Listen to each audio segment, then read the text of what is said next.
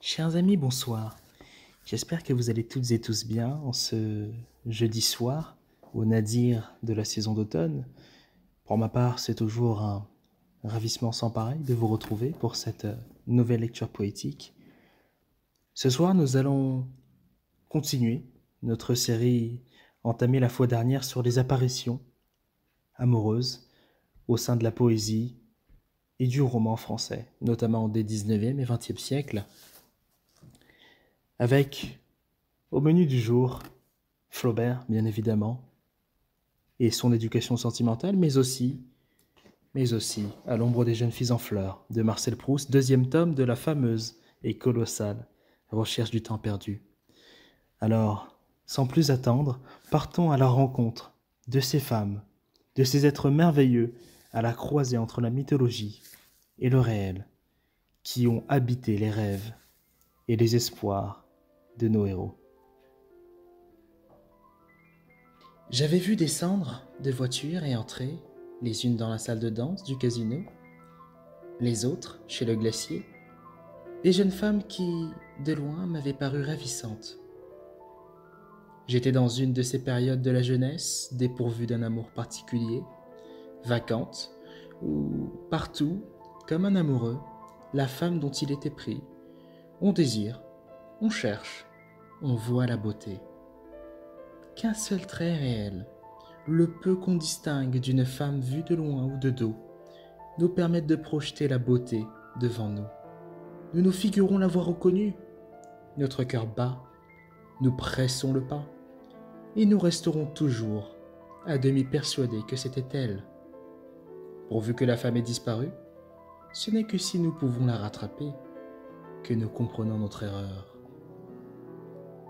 D'ailleurs, de plus en plus souffrant, j'étais tenté de surfaire les plaisirs les plus simples à cause des difficultés mêmes qu'il y avait, pour moi, à les atteindre.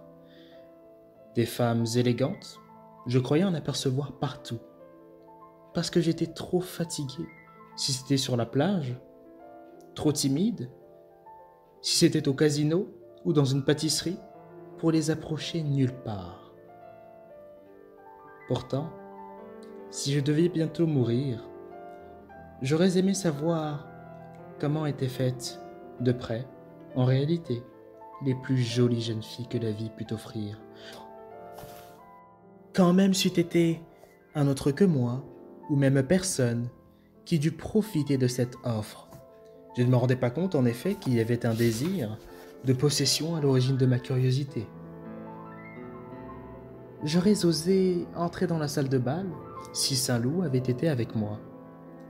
Seul, je restais simplement devant le grand hôtel, à attendre le moment d'aller retrouver ma grand-mère, quand, presque encore, à l'extrémité de la digue où elle faisait mouvoir une tache singulière, je vis s'avancer 5 ou 6 fillettes, aussi différentes par l'aspect et par les façons de toutes les personnes auxquelles on était accoutumé à Balbec, qu'aurait pu l'être, débarquer, on ne sait d'où, une bande de mouettes qui exécutent, à pas compter sur la plage, les retardataires attrapant les autres en voltant, une promenade dont le but semble aussi obscur aux baigneurs qu'elles ne paraissaient pas voir que clairement déterminées pour leur esprit d'oiseau.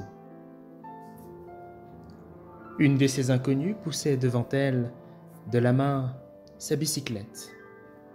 2 autres tenaient des clubs de golf, et leur accoutrement tranchait sur celui des autres jeunes filles de Balbec, parmi lesquelles quelques-unes, il est vrai, se livraient au sport, mais sans adopter pour cela une tenue spéciale. C'était l'heure où dames et messieurs venaient tous les jours faire leur tour de digue, exposés au feu impitoyable du face-à-main que fixait sur eux, comme s'ils eussent été porteurs de quelque tare, qu'elle tenait à inspecter dans ses moindres détails, la femme du premier président, fièrement assise devant le kiosque de musique, au milieu de cette rangée de chaises redoutées où eux-mêmes, tout à l'heure, d'acteurs devenus critiques, viendraient s'installer pour juger à leur tour ceux qui défileraient devant eux. Tous ces gens qui longeaient la digue en tanguant aussi fort que si elle avait été le pont d'un bateau, car elle ne savait pas lever une jambe sans du même coup remuer le bras, tourner les yeux, remettre d'aplomb leurs épaules, compenser par un mouvement balancé du côté opposé le mouvement qu'ils venaient de faire de l'autre côté, et congestionner leur face, et qui faisait semblant de ne pas voir, pour faire croire qu'ils ne se souciaient pas d'elle, mais regardant à la dérobée pour ne pas risquer de les heurter, les personnes qui marchaient à leur côté ou venaient en sens inverse butaient au contraire contre elle, s'accrochaient à elle, parce qu'ils avaient été réciproquement de leur part l'objet de la même attention secrète, cachée sous le même dédain apparent. L'amour, par conséquent la crainte de la foule, est un des plus puissants mobiles chez tous les hommes, soit qu'ils cherchent à plaire aux autres, ou à les étonner, soit à leur montrer qu'ils les méprisent. Chez les solitaires, la claustration même absolue, et durant jusqu'à la fin de la vie, a souvent pour principe un amour déréglé de la foule, qui l'emporte tellement sur tout autre sentiment que, ne pouvant obtenir, quand il sort, l'admiration de la concierge, des passants, du cocher arrêté, il préfère n'être jamais vu d'eux, et pour cela renoncer à toute activité qui rendrait nécessaire de sortir. Au milieu de tous ces gens, dont quelques-uns poursuivaient une pensée, mais entrahissaient alors la mobilité par une saccade de gestes, une divagation de regards aussi peu harmonieuse que la circonspecte titubation de leurs voisins, les fillettes que j'avais aperçues, avec la maîtrise de gestes que donne un parfait assouplissement de son propre corps et un mépris sincère du reste de l'humanité, venaient droit devant elle, sans hésitation ni raideur, exécutant exactement les mouvements qu'elle voulait, dans une pleine indépendance de chacun de leurs membres par rapport aux autres, la plus grande partie de leur corps gardant cette immobilité si remarquable chez les bonnes valseuses. Elle n'était plus loin de moi, quoique chacune fût d'un type absolument différent des autres. Elles avaient toutes de la beauté, mais à vrai dire, je les voyais depuis si peu d'instants et sans oser les regarder fixement que je n'avais encore individualisé aucune d'elles, sauf une, que son nez droit, sa peau brune, mettait en contraste au milieu des autres comme, dans quelques tableaux de la Renaissance, un roi mage de type arabe, connu, l'une, que par une paire d'yeux durs, butés et rieurs, une autre, que par des joues où le rose avait cette teinte cuivrée qui évoque l'idée de géranium, et même ces traits, je n'avais encore indissolublement attaché aucun d'entre eux à l'une des jeunes filles plutôt qu'à l'autre. Et quand, selon l'ordre dans lequel se déroulait cet ensemble, merveilleux, parce qu'il voisinait les aspects les plus différents que toutes les gammes de couleurs y étaient rapprochées, mais qui était confus comme une musique où je n'aurais pas su isoler et reconnaître au moment de leur passage les phrases distinguées mais oubliées sitôt après. Je voyais émerger un ovale blanc, des yeux noirs, des yeux verts. Je ne savais pas si c'étaient les mêmes qui m'avaient déjà apporté du charme tout à l'heure. Je ne pouvais pas les rapporter à telle jeune fille que j'eusse séparée des autres et reconnue. Et cette absence dans ma vision, des démarcations que j'établirais bientôt entre elles, propageait à travers leur groupe un flottement harmonieux, la translation continue d'une beauté fluide, collective et mobile.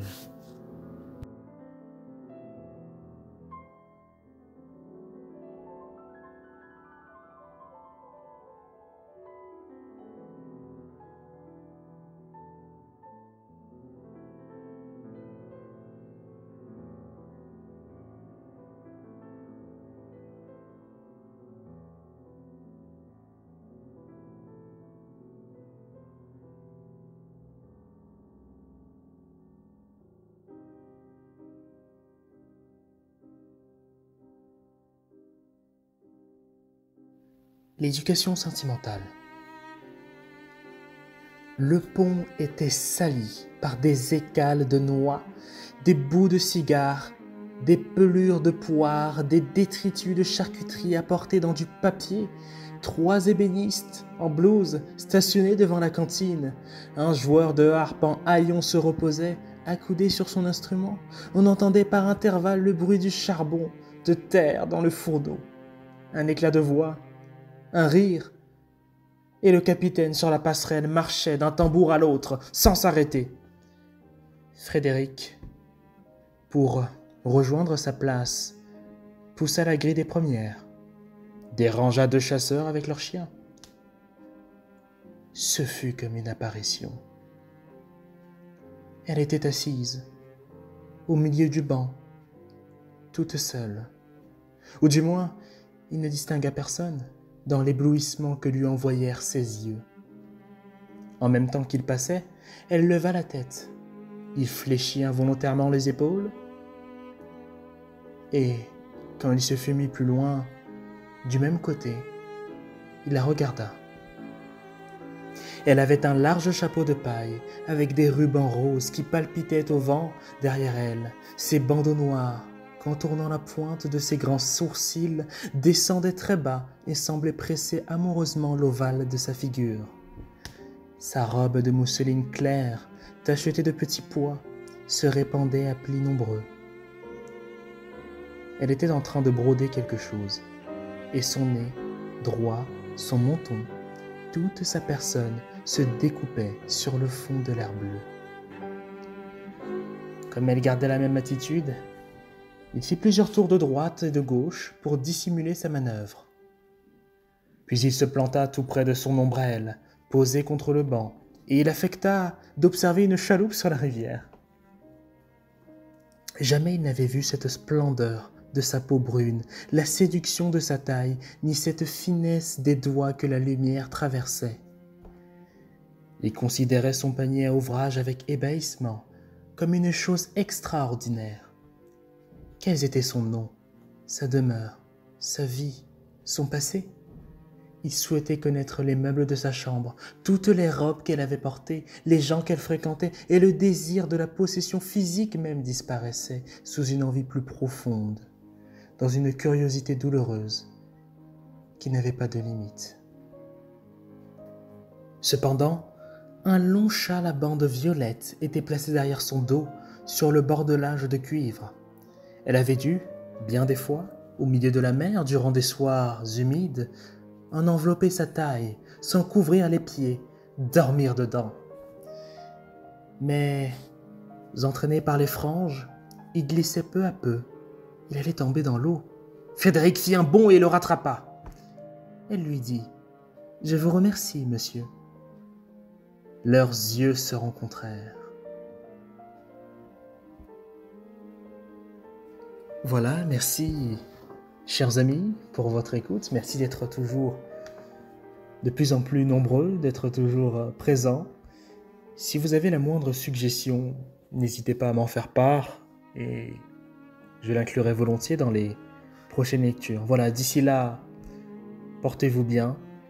Et comme le disait le célèbre poète romantique allemand Hölderlin, tâchons d'habiter poétiquement ce monde, car l'art, l'amour, le rêve est ce qui nous permet encore d'échapper au réel et de nous évader de ce confinement. Que dis-je, de cette confiserie. À bientôt.